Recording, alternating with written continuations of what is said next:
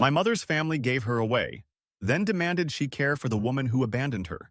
I was born and raised in Austin, Texas, a place of warm sunshine, vibrant music, and a certain easy charm that made everyday life feel inviting. My parents were always so different from the people around us. My father, a tall, soft-spoken Canadian, would flash his gentle smile at anyone who crossed his path. My mother, with her olive skin, ebony hair, and deep brown eyes, was Greek, raised in the States by her own immigrant parents. Our house was a strange blend of culture, Canadian courtesy and Greek passion somehow melding into a warm family dynamic. When I was a child, I grew up hearing snippets of the Greek language echoing through our home, especially when my grandparents would call from overseas. My mother used to point at various objects around the house, naming them in Greek, and then watch me try to repeat them back. I always found Greek words difficult to pronounce at first, but eventually they became second nature.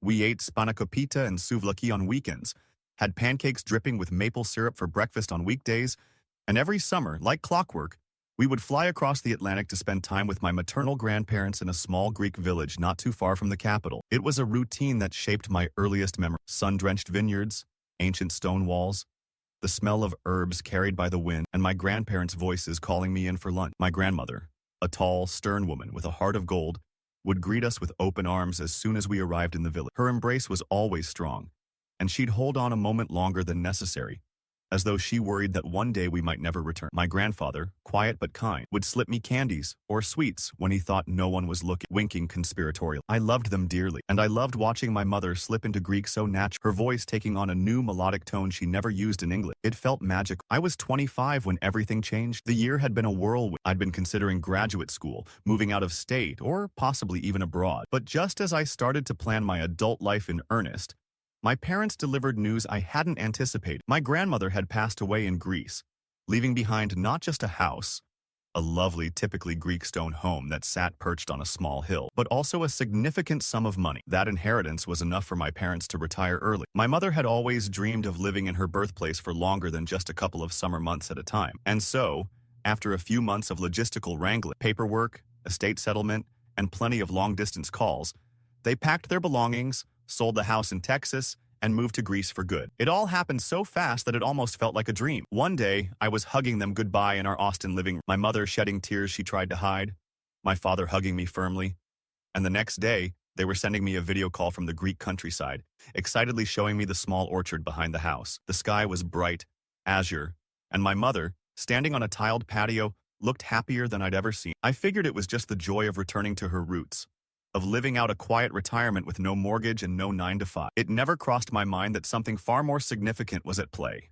something that would rock our family to its foundation. In the final months of her life, my grandmother, my mom's mother, or so I had always believed, had grown ill. My mother had flown to Greece ahead of my father to care for her, not wanting her to be alone in a hospital or an assisted living facility. My grandmother, in her weakened state, had moments of lucidity and moments of confusion. But one night, in what could only be described as a crystal-clear confession, she told my mother a secret that had been kept under lock and key for decades. My mom was adopted. It wasn't the kind of adoption story you read about in children's books. This was old-world Greece, where extended families lived in close proximity, each household intimately aware of the other's joys and tragedies. And decades ago, when large families had too many children and a childless relative yearned for a baby, it wasn't uncommon for a newborn to be given away, often without any official paperwork or announcements. My grandmother, as it turned out, was not my mother's biological mother at all. She was a cousin of the real parents, a couple who had several children and couldn't afford to care for another. So they gave away their newborn daughter to a pair of relatives who had no children of their own, forging a silent pact never to reveal the truth.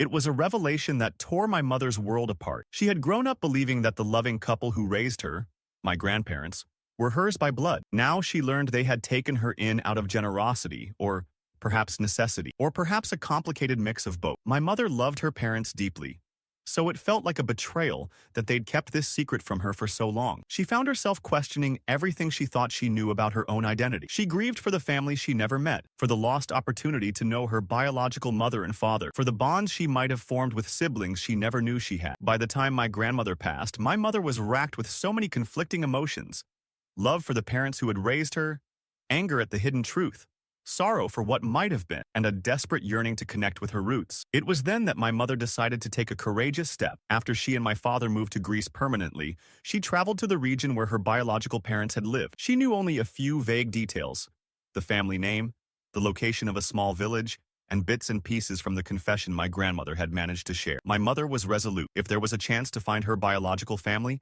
she had to take it. She couldn't live the rest of her life in ignorance, wondering who they were and why they had given her away. It took time, effort, and an unearthing of old records. But eventually, she discovered that her biological mother was still alive, an elderly woman nearing her 90s, and that she had two older brothers and a younger sister. My mother arranged to meet them in that sun-scorched village, its narrow streets lined with old stone houses, colorful flowers blooming from clay pots on every windowsill. She arrived with trembling hands, my father by her side, her heart pounding with anticipation and dread. When she first laid eyes on them, her older brothers looked at her with a combination of disbelief and guilt. The eldest vaguely remembered the day she had been given away. He had been around 5 or 6 years old at the time, old enough to know something momentous was happening. My mom's biological mother, frail and leaning on a cane, recognized her immediately. The younger sister, wide-eyed and silent, seemed uncertain how to react. But the reunion was not what my mother hoped. There were tears. Yes, tears of remorse and a kind of cautious relief. But there was also a heavy barrier of resentment and shame. My mother soon realized that not one of them had ever tried to find her. When she asked why, her biological mother sighed and spoke of an old agreement with her cousin,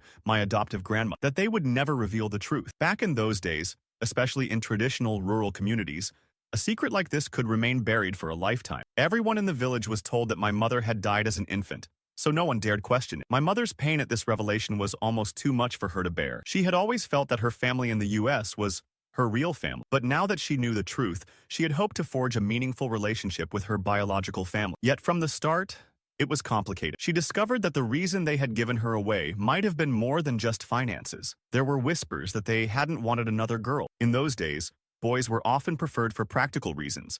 They worked the fields, helped with farming, and could contribute financially to the household, while girls were seen as additional mouths to feed. This realization cut my mother to the core. Even if poverty had played a part, she couldn't help but wonder if her life had been so fundamentally devalued simply because she was born female.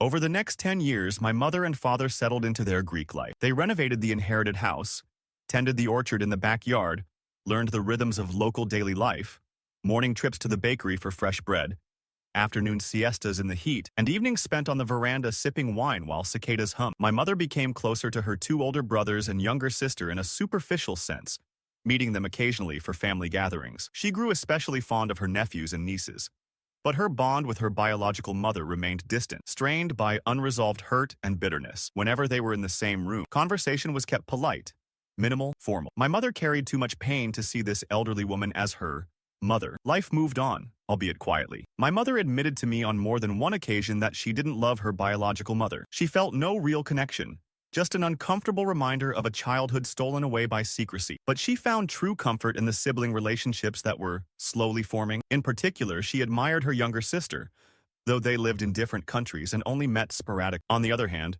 her older brothers were more guarded. They would toast glasses of ouzo at gatherings, telling her they were glad she found her way back to them.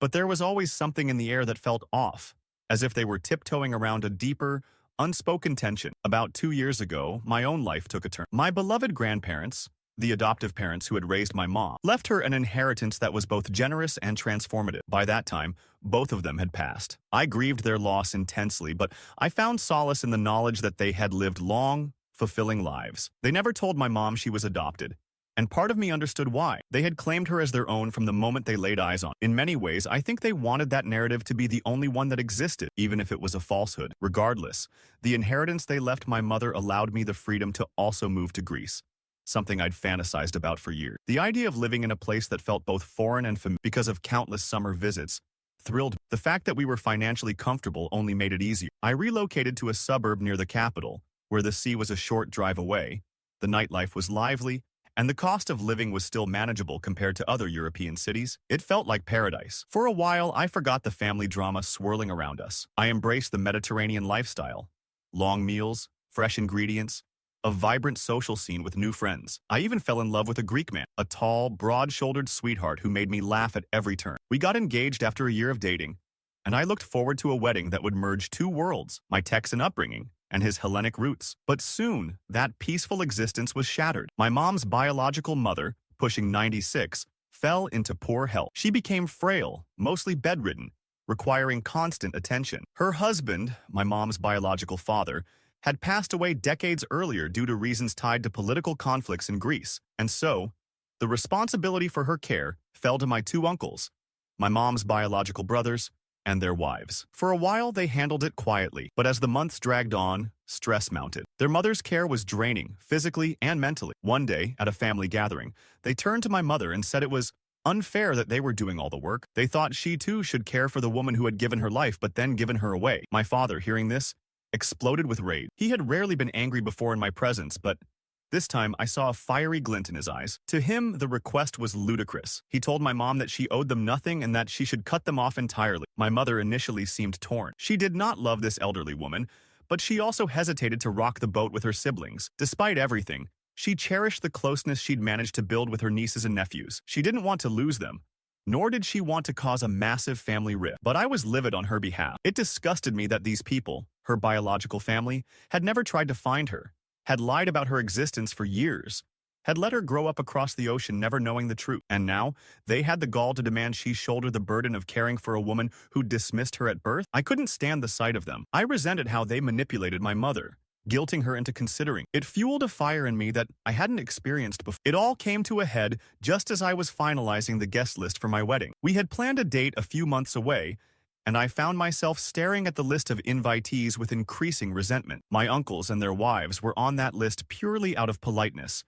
My mother had insisted at first, hoping for a sense of unity, but I wanted to cut them off, uninvite them, show them that we would not tolerate their manipulation. I even told my fiancé that I was considering crossing them off entirely. He, being Greek, understood the cultural complexities but supported whatever decision I felt was best for my emotional health and my mother's well-being. My mother remained conflicted, though. She saw that I was upset, but she didn't want to escalate the tension. She was petrified of losing the nieces and nephews she had come to cherish, worrying that a complete severance would drive them away too. She also suspected that she was mourning the idea of a family more than the actual relationships. The very concept of having these siblings, of belonging in a large Greek family, was something she had yearned for her entire life. Giving that up felt like a defeat, another betrayal, as if she were losing them a second time. I understood her hesitation, but my anger still burned. One day, in a moment of frustration, I wrote a post on Reddit under a throwaway account, detailing our situation and asking for advice. I was shocked by the response. Hundreds of people chimed in,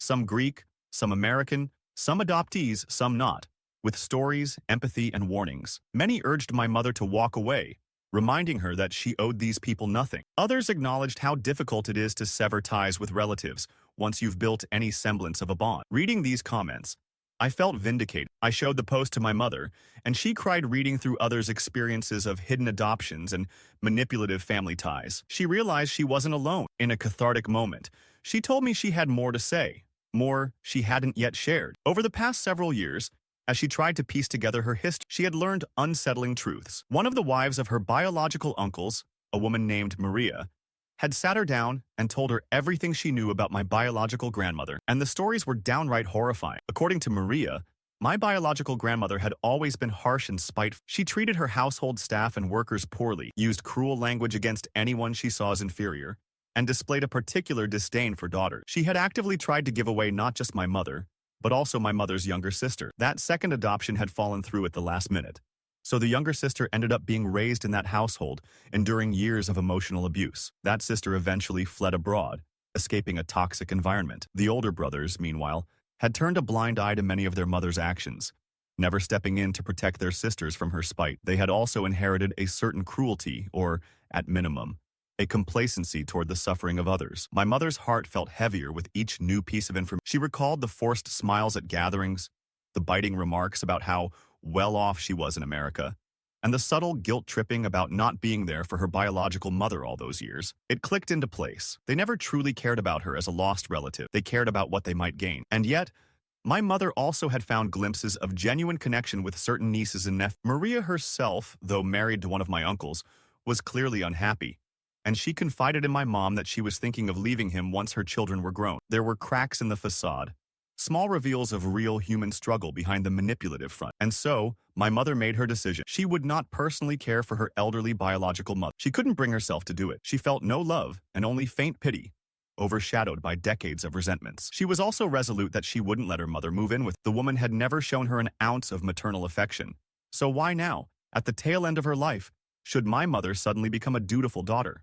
However, my mom still wanted to maintain some form of minimal civility, enough to keep the door open to the nieces and nephews and her younger sister, who lived abroad. In the interest of avoiding a total meltdown, she offered to pay a portion of any nursing home expenses. She reasoned that if the uncles were so adamant about refusing to place their mother in a senior facility, perhaps they could hire a private caregiver. Whatever they decided, my mother would contribute a single sum, purely to keep the peace. That was her way of saying, "I'm not your daughter and I don't owe you anything, but I won't stand by and let you smear my name as someone who refused to help." It was the middle ground she chose, a compromise that didn't necessarily satisfy my father, who wanted them all cut off, but it allowed her to feel a bit of control and dignity in the face of their demands. In the meantime, wedding preparations charged ahead. The guest list remained fluid, but the date loomed. I decided I would still invite my uncles, though my stomach churned at the thought of them. I prayed they wouldn't cause drama, that they'd at least feign polite attendance, if only to keep up appearances. My fiancé and I were too occupied with the myriad details of the wedding, choosing a venue, sending invites, organizing catering, to let their manipulations overshadow our happiness. I reminded myself constantly that this day was about me and my partner starting a life together. It was not about them. As the wedding approached, I started spending more time with certain cousins I actually liked. One of them, Maria's son, was a wonderful young man in his mid-20s. He was bright, forward-thinking, compassionate, and he worked in the same professional field as my fiancé, so they bonded immediately. During a coffee date with him in a small cafe by the sea, he warned me not to trust his father or uncle. He admitted he hated how they treated women, how they ran their businesses, and how they constantly felt entitled to other people's money. He even confessed he was planning to cut ties with his father eventually, that he was saving up to move out and start an independent life where he wouldn't be under their control. My mother's instincts had been right. Not everyone in that family was irredeemable. Some had grown up seeing the toxicity and resolved to break free. He was one such person, and for that, I admired him. Then came Christmas, a time that used to be so joyful for me in Texas, full of lights and cozy traditions. But in Greece, we had new traditions: lively feasts, church bells tolling on Christmas Eve, gatherings that could last late into the night. My mother's younger sister, the one who lived abroad, flew in and stayed at our house. I was traveling with friends in the Netherlands, so I missed her visit. But my mother told me it was unexpectedly heartwarming. The two sisters bonded over shared experiences, how it felt to be undervalued as daughters in a patriarchal family, how each had found a measure of freedom by leaving that environment, how they wished they'd grown up together. My aunt confided that she had been cheated out of her share of the family inheritance by her brothers. They had used legal loopholes or false promises, apparently with their mother's backing, to ensure she received next to nothing. It was part of the reason she lived abroad. She couldn't bear to remain in that environment. Despite all the baggage, my mother was touched by her younger sister's warmth. The sister was similarly cautious about the uncles, but recognized they were still family. She told my mother that if the relationships became too toxic, she should walk away without guilt. She went as far as inviting my mom to move to her country, painting a picture of a peaceful life away from these manipulative brothers. The sister, well off in her own right, asked for nothing. She simply offered companionship, a sisterly bond that had been denied to them for decades. Meanwhile, Maria, my uncle's wife, revealed more secrets about the business dealings of my uncle. They had built their wealth on unscrupulous decisions, borrowing huge sums from relatives, never repaying, and pressuring older family members to bail them out. Their successes were partly illusions propped up by exploitation. Maria's guilt was palpable. She felt complicit, or at least too passive, for not exposing them earlier. My mother listened with empathy, offering to help Maria in the event she decided to leave her husband. My father, though still furious, told her that if she needed legal or financial advice, he would help. All these developments took place against the backdrop of my impending wedding, which felt simultaneously exciting and overshadowed by tension. The date finally arrived, and to my relief, it was the perfect day. The sun cast a golden glow over the venue, a small chapel overlooking the sea. My father held my arm as I walked down the aisle, tears in his eyes. My mother, radiant in a deep blue gown, stood to the side, smiling with an equal mixture of pride and emotion. Even though she had so much on her mind, she pushed it all aside. I glimpsed my uncles lurking in the crowd, suit jackets a bit wrinkled, forced smiles on their faces. But I ignored them, focusing on the love in front of me. My fiancé, soon to be my husband, waited at the altar, heart in his eyes. The ceremony was magical, everything I dreamed of. For one blessed day, the tension melted away. We danced, we ate, we toasted with champagne and ouzo, and the night ended in joyous celebration. But reality returned swiftly. Just days after the wedding, Maria dropped a bombshell. She announced her decision to divorce my uncle. She had been planning it quietly, waiting until after the wedding so as not to overshadow our day. Now that it was out in the open, all hell broke loose. My uncle stormed over to my parents' house, pounding on the door, screaming accusations about how my mother had poisoned Maria's mind and turned her into a rebellious wife. My dad, uncharacteristically enraged, almost physically threw him out. The next day, my uncles started harassing my mother with phone calls, blaming her for their marital problems, telling her she should stay out of their affairs if she knew what was good for my cousins, especially the one who was close to my fiancé, rallied around Maria. They offered her a place to stay, helped her seek legal advice, and reassured her that leaving their father was the right move. Even her more traditional-minded friends eventually recognized that she'd suffered too long, and they gave her moral support. Before long, Maria settled temporarily in my mother's house, where the two women bonded over shared stories of betrayal and heartbreak. It was surreal to watch. My mother, an adoptee scorned by her biological family, and Maria, the long-suffering wife of one of those very relatives, united in the pursuit of freedom and dignity. Around the same time, my younger aunt, my mother's sister, decided she'd had enough too. She confronted her brothers regarding her inheritance and demanded her fair share. When they tried to threaten her with the same old lines, claiming she'd abandoned their mother by moving abroad, she laughed in their faces and informed them she'd already hired an attorney. As if that wasn't enough, her husband also filed a lawsuit to recover money he'd previously lent the uncles. It was a tidal wave of accountability they never expected. Their once cozy world, where they could bully people into silence, was crumbling around them. Within days, a family meeting was called. One final attempt to sort out the mess. My father and mother were invited, along with the uncles, their wives, Maria, still technically married at that point, and the younger sister and her husband who had flown in again for this showdown. Initially, I was asked to come, but my mother and father insisted I stay away, not wanting me to endure the stress. My cousin, the one who had become like a brother to me, was determined to go. He had his own grievances with his father. He'd come out to his mother just before the wedding, revealing that he was gay, and she'd embraced him wholeheartedly. But he knew his father would never accept. The day of the meeting, my mother left the house looking more resolute than I'd seen her in a long time. She wore a simple black dress, her hair pulled back, and she took a deep breath, as though steeling herself for battle. My father squeezed her hand, and they drove off together. I spent the day pacing the floor, waiting for updates. My new husband doing his best to calm me. Hours passed. At last, my phone buzzed. It was a text from my mother. "It's over. We'll talk at home." Those few words felt like an entire saga in themselves. They returned late that evening, my mother pale but composed, my father grim, yet oddly relieved. They recounted the chaos of the meeting. Shouting matches, tears, old resentments dredged up, legal threats tossed around. My mother stayed mostly quiet, only interjecting to say that she was prepared to contribute exactly one lump sum of money for her biological mother's care. No more, no less, and that they were not to ask her for anything ever again. At one point, one of the uncles railed about how she owed them for all the worry they'd gone, never knowing if she was alive or dead. Maria stepped in, cold fury in her voice, and spelled out exactly how the family had lied about my mother's death, used the story to generate sympathy, and had done absolutely nothing to find. My younger aunt also fired back that they had robbed her blind. The uncles, cornered, resorted to calling them all liars and troublemakers, but they had no real defense. Finally, my cousin stood up. He looked his father in the eye and told him he was gay, that he had been gay his entire life, that he had hidden it out of fear, and that the father's manipulative, abusive ways had pushed him to the brink. He said that once the divorce was final, he would sever all ties with his father too. My uncle's face reportedly twisted with shock and rage, and he shouted something vicious, but my cousin held his ground. It was, by all accounts, a moment of raw courage. In the end, the family splintered irreparably. My mother walked out of that meeting with a sense of finality. She knew she would never again try to form a close bond with her older brothers. She had given them more than they ever deserved. Her time, her energy, her kindness,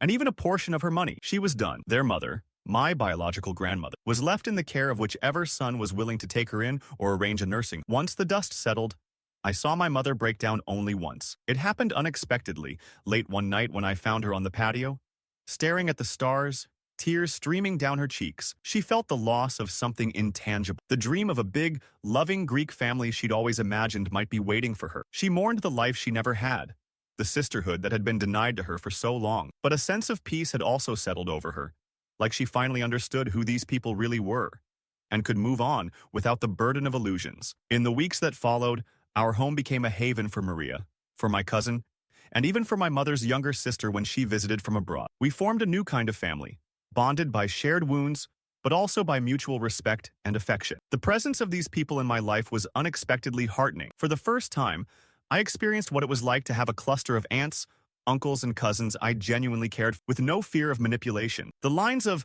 biological and adoptive blurred, as we realize that family is about who treats you with love and loyalty, not about who gave birth to whom. Meanwhile, my biological grandmother lingered on. She was old, frail, and by all accounts had become bitterer than ever. She muttered dark, angry things about how no one took care of her, about how worthless daughters were, and about how she should have never let my mother back into her life. Her caretaker reported that she'd sometimes spit out nasty lines like, "She looks so dumb.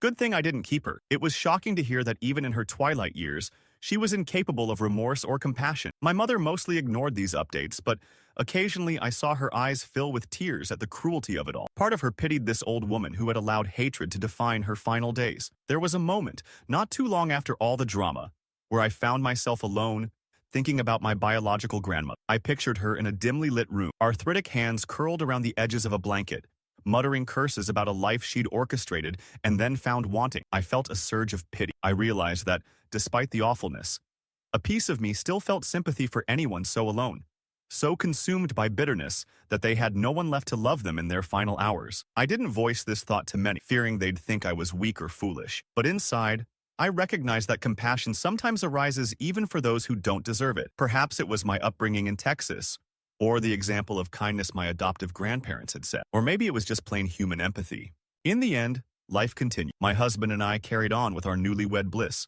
though we postponed our honeymoon until the summertime, deciding we wanted to travel without the weight of recent events overshadowing us. My father kept busy with his hobbies, woodworking, learning bits of Greek from a local teacher. My mother found herself leaning more into the relationships that truly mattered. Her younger sister, Maria, and the nieces and nephews who embraced her as family in the truest sense. Maria moved forward with her divorce. My cousin moved into his own apartment, excited to start his life as an openly gay man in a more accepting environment. My mother had more frequent calls with her younger sister abroad, discussing potential visits or even a shared vacation. Bit by bit, a new patchwork family, a mosaic of different pieces that somehow fit together. Sometimes my mother's eyes still cloud over with sadness when she recalls how this odyssey began. The revelation of her adoption, the hope of reconnecting, the slow realization that so much was rotten at the core. Yet she also admits she's grateful she learned the truth. She's glad she found her younger sister, forged a connection with some of her nephews and nieces, and got to see firsthand that the father and mother who raised her,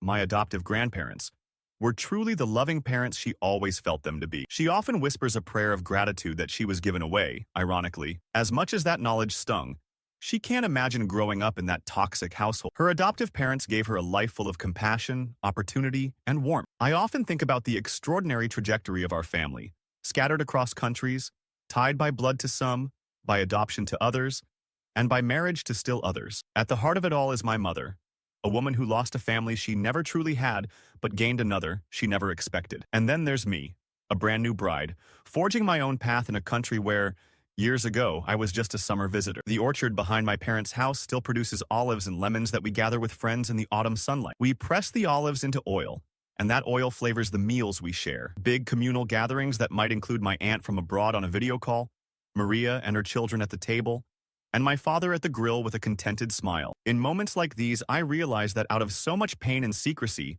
love and truth can still emerge. We've formed a new tapestry of family, one that disregards old hierarchies of who is legitimate or deserving. We support each other, whether it's financially, emotionally, or simply by lending an ear. We celebrate birthdays and holidays.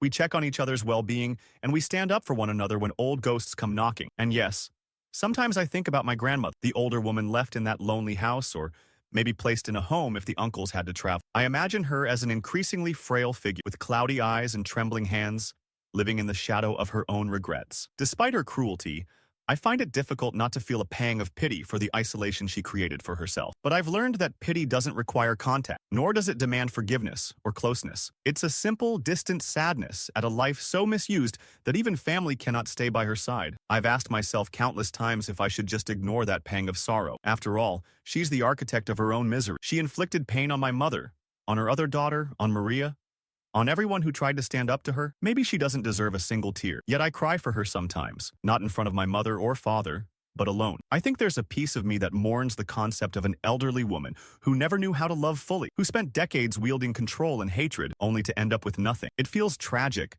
a cautionary tale about the price of cruelty. My mother told me once, quietly, that life is rarely black and white. Even our enemies can evoke our compassion. even if we never want to see them again or speak to them again. She said she had no regrets about walking away, but she too sometimes felt a pang of sorrow, perhaps for the mother that woman could have been if she'd only allowed herself to be kinder. As time passes, I suspect we'll all find our own equilibrium. My mother will continue building her life with those who truly love her. Maria will finalize her divorce and embark on a new chapter. My cousin will live authentically, free from the shadow of his father's disapproval. My aunt abroad will fight her legal battles and reclaim what was taken from her. And I will settle into my marriage, build a family of my own someday, and share these stories with my children. Stories of how complicated families can be, how love and loyalty can come from unexpected places, and how secrets, once unearthed, can hurt terribly, but ultimately set you free. For anyone reading this, know that family is not always defined by blood. Sometimes, it's defined by who stands beside you in the hardest moments, who respects your choices, and who loves you unconditionally. And if you ever discover hidden truths that threaten to unravel everything you believe, remember that even in the midst of heartbreak, there can be new beginnings. My mother's adoption story broke her heart, but it also led her to find the sister she loves, the nieces and nephews who bring joy to her life, and, in a paradoxical twist, a deeper appreciation for the parents who raised her with genuine warmth and devotion. As for my grandmother, perhaps the kindest thing we can do is let her go in peace. We gave what we could, whether it was a final sum of money, or a fleeting visit, or a polite nod in her direction, and we refused to give what we could not, which was forgiveness she never earned. In the end, each person is responsible for the love they bring into the world and the legacy they leave behind. Hers, sadly, is one of bitterness and estrangement, but that doesn't mean the rest of us must share that fate. We choose a different way, one where truth is acknowledged, secrets are laid bare, and we strive to support and uplift one another. That is how we heal, that is how we grow, and that is how my mother and I, after so many tumultuous months, finally found a sense of closure. We can embrace the people who have proven their love, step away from those who bring only pain, and find solace in the knowledge that sometimes being given away at birth was the best thing that could have happened, for it led my mother and eventually me to the life we were meant to live. And so our story continues, with new bonds fortified by honesty, with old wounds slowly mending, and with the promise that we won't let the darkness of the past dictate our future. Even in a world as flawed and contradictory as ours, there can be hope, healing, and the grace to shed tears for someone who never deserved them, simply because our hearts are too big to do otherwise.